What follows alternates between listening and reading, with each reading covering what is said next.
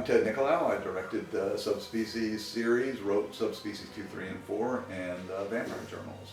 The big hanging point was going to Romania and seeing what was available there. And once I got there, I realized what a great opportunity it was to make a really interesting movie. I knew that we were going to be working with very minimal resources and very low budget and not very much equipment. But the idea of making like this European chamber vampire movie was too attractive to pass up. No, well, my name is Hannes, and I play Radu. It's a wonderful character. He's evil and he wants to be loved. He seems evil for good reasons. What makes Hannes so amazing in that role is his absolute fearlessness as an actor to just embrace this character. He brought much more layers of humanity and kind of tragic history to Radu. He managed to keep coming to me with ideas that just made that character deeper and deeper and more sympathetic too. So it ended up being a vampire movie about a monster that you kind of love in the end. It was a lot of struggle to do that. There was a lot of swearing along the way. I think they were spending more time drinking vodka than actually shooting. He was bad on Subspecies 1, I have to say. There was a lot of drinking going on, a lot of temper tantrums. No, but it was grueling. It was horrible. And if you don't have a makeup artist that you get along with, then you're in big trouble. Because he's touching your face for, for hours. I would sit in a chair, get out of my makeup, and be pissed out of my mind. But by Subspecies 2, we had kind of become friends, and it was like a much different kind of working thing. There were still temper tantrums, and he was still bad, but we were bad together after work, basically. I said, no drinking on the set, but as soon as the makeup's coming off, I'll come drink a bottle of wine with you. And that's kind of how we went through Subspecies 2 and 3. And I can't even imagine anybody else could have brought so much depth to that role. My name is Denice Duff, and I play Michelle Morgan in the Subspecies series. So I picked up in part 2, and number one, it was easy because, well, I wasn't as familiar with part 1, so I didn't go in with any preconceived ideas of the character. But number 2, when Michelle goes to sleep in the coffin, she wakes up a different being, in essence. I mean, she biologically, physiologically is starting to morph into a vampire. So you kind of have, open license to have the qualities of the character change. She really nailed the kind of the desperation of a human kind of descending into this pit that there was no way out of.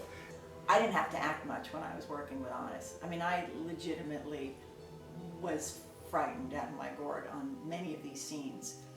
And I think that's something that I still don't think a lot of vampire films have really tapped into, is the historical fear that he brought to this character. Denise looks wonderful. She has a body. I mean, I don't know what's going on there. On one day, I might shoot a scene from the middle of part 3, where she's very much a vampire, and then break for lunch.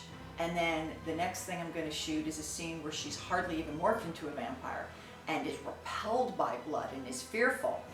So it was, it was a real gymnastics emotionally for me because she really changes very, very more than a human would in a course of a regular film. The way Radu came to life was, the truth of the matter is that it actually happened through the hell of a lot of red wine, because we came to Romania and we were supposed to be there for 4 weeks or something, and we turned out to be there for 14 weeks.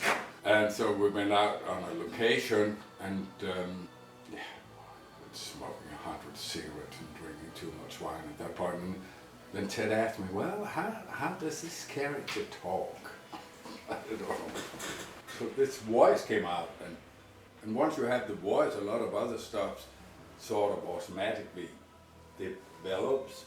He's so Shakespearean trained, and the dialogue was so beautiful. When I say teach me to fly as you do, And in this beautiful, romantic, gothic moment, he breaks character and says, "What the hell does nigh mean?" Because his line is, "The sun draws nigh."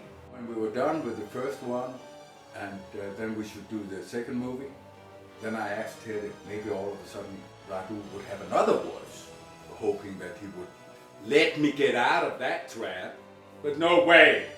I'll never forget the time that I realized that this film was really going places, because when I came back, you know, it was back to business for me. Until I went to Full Moon Entertainment, into the office, because they told me I had some fan mail, that they had just started to release it. And I get this stack of fan letters with like drawings and sketches with my hair and bloodstone, and from kids like 5 years old to 50. And I thought, wow, this is effing rad. Keith Edmeyer, who's become a pretty well-known artist in New York, used to just, he had a look like a deer in the headlights every day. And he looked at me one day and said, "You know what the definition of camp is failed seriousness." So I kind of worked as hard as I could to kind of make the film somehow transcend that. It's still camp, but it's good camp, I think. It's nice being the bad guy. It's much more fun than being a polite valley boy. Subspecies 5! Oh my gosh, I read the script many years ago, and absolutely, Michelle is definitely in it, even if it has to be played by my daughter. So we went back in time and decided to tell the story of Radu from the days when he was mortal to close to the time when we pick him up in Subspecies #1. Subspecies 5, it's a prequel, and it brings you back to an early time where you find out how Radu became a vampire, and you find out why he has such a deep connection for Michelle. Yeah, I really hope we're going to do #5. I mean, it'd be stupid not to. There's horses, there's religion, there's injustice, there's ogres, rock throwing, there's vistas, dungeons, kings, queens, lots of budget. I want to do it, Honest wants to do it, Denise wants to do it. We would love to go back and see our old friends in Romania.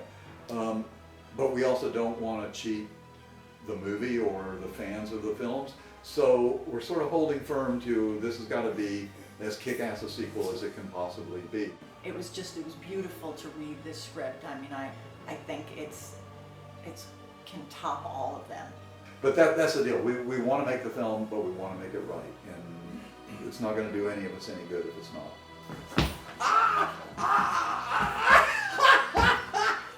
I tickled me off. It's so right. Let's get back to Romania. Yeah, we want to go back to